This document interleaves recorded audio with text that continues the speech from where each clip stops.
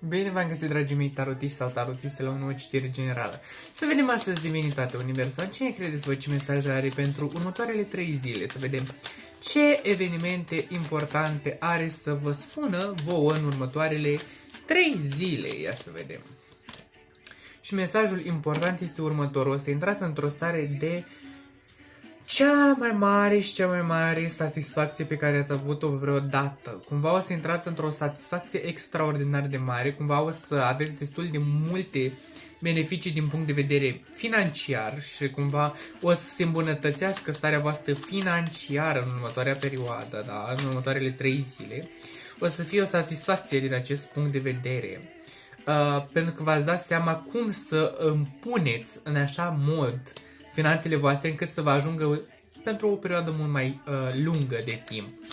Cumva v-ați dat seama ce schimbare este necesară